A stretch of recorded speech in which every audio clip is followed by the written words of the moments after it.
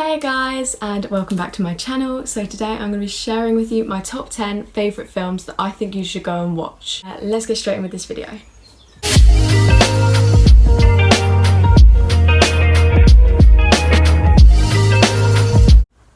I woke up probably about 30 minutes ago.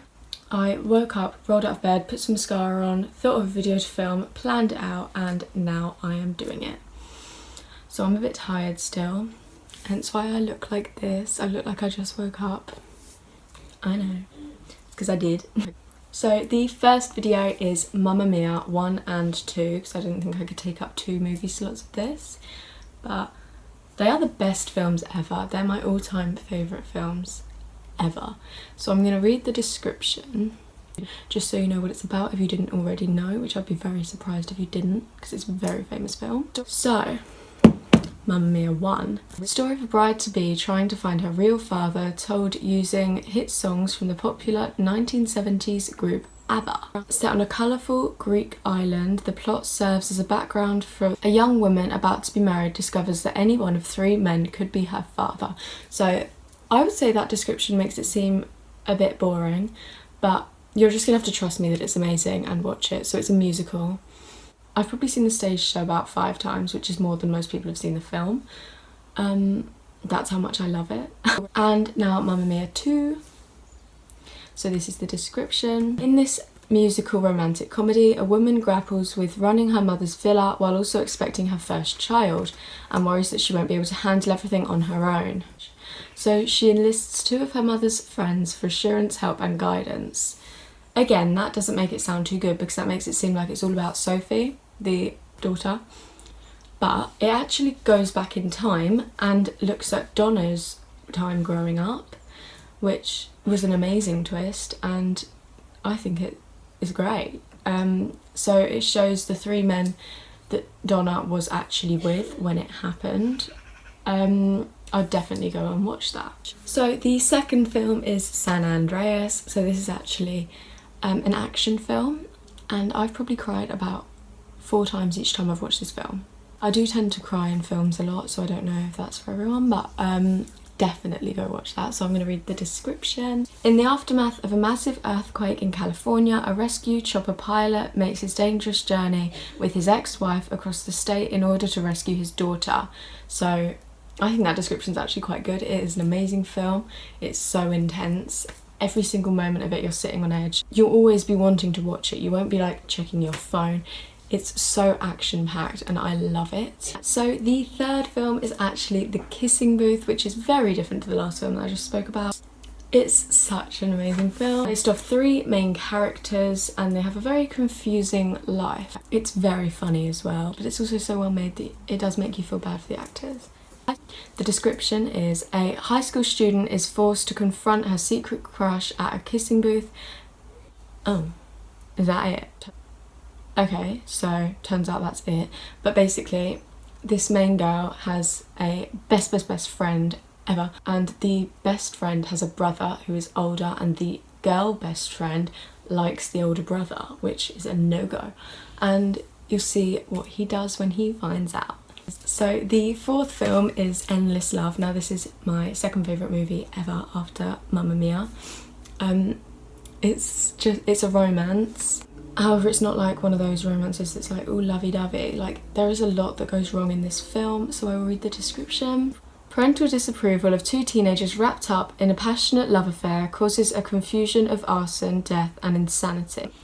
So I wouldn't say it's quite that dramatic. I wouldn't have said that it was about that, but so basically 2 people fall in love. They're not allowed to be in love, so they get separated and then they find their way back together, but that is probably the baseline of the story. There is a lot that goes on in between all of that, so I'll let you go find that out for yourself. So the 5th film is The Longest Ride. If you've seen this film, oh my gosh, it's amazing, isn't it? The first time I watched it twice.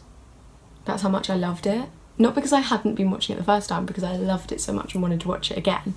So I will read the description. The longest ride centres on the star-crossed love affair between Luke, a former champion bull rider looking to make a comeback, and Sophia, a college student who is about to embark upon her dream job in New York City's art world. So as you can see, two people from very different backgrounds trying to make it together. And again, a lot happens along the way.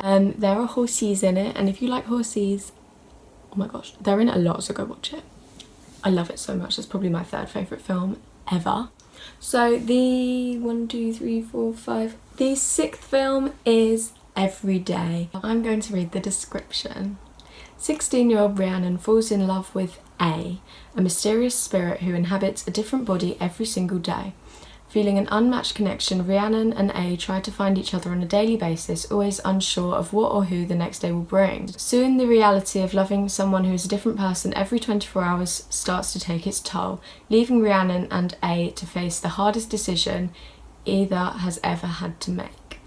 So basically, this girl falls in love with this person A, who goes into a different body every single day. So some days there'll be a girl, some days there'll be a boy, some days they could be an old man, but they travel into a different body every single day and don't have a body of their own. Go and watch that if you would like to. So the seventh film is Midnight Sun. I actually watched this last night, which made it come to mind again, but I love it so much, and again I was crying the whole way through, and it's a romance. So I'll read the description. Midnight Sun centres on Katie, a 17-year-old sheltered since childhood and confined to her house during the day by a rare disease that makes even the smallest amount of sunlight deadly. So as you can imagine, something might just happen. And that is a bit, that's a bit scary as well. I mean, not like, rah, scary. Not that that was scary, but like thinking about what's going to happen to her. So I'm not going to give anything away, so go ahead and watch that. So the eighth film is Fault in Our Stars. Now, I think everyone's seen this film, and if you haven't, go watch it now, because it's incredible. Oh my god, my foot's gone numb. Ow. So I'm sure everyone knows what this is about, but I will read the description anyway. Two teenage cancer patients begin a life-affirming journey to visit a reclusive author in Amsterdam. Hazel and Augustus are two teenagers who share a wit and love that sweeps them on a journey. So if you like the sound of that, go watch it, because I think everyone in the world has seen it, and if you haven't, I want you to go watch it. So the ninth film is Twilight. So I know there isn't just one Twilight, but I'm still going to say. So I'm going to read the description. High school student Bella Swan, always a bit of a misfit, doesn't expect life to change much when she moves from sunny Arizona to rainy Washington State. Then she meets Edward Cullen, a handsome but mysterious teen whose eyes seem to peer directly into her soul. Edward is a vampire whose family does not drink blood, and Bella, far from being frightened, enters into a dangerous romance with her immortal soulmate. So as you can imagine, that's just the first film, and it seems quite, what's the word, like full on for one film. But I definitely recommend the watch. I can't actually remember how many there are. I think there's like 5. I actually don't know. The 10th film is The DUFF. So DUFF actually stands for Designated Ugly Fat Friend, which doesn't sound very nice, but it's a comedy. It's a little rom-com there. So I will read the description. Bianca. I can't say that name. Bianca is like Bianca is I can't speak. Bianca is a content high school senior whose world is shattered when she learns the student body knows her as the DUFF, Designated Ugly Fat Friend, to her prettier, more popular friends. So that is all for this video. Thank you guys so much for watching.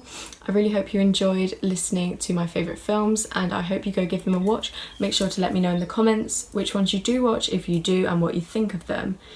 Don't forget to like and subscribe. See you in my next video. Bye!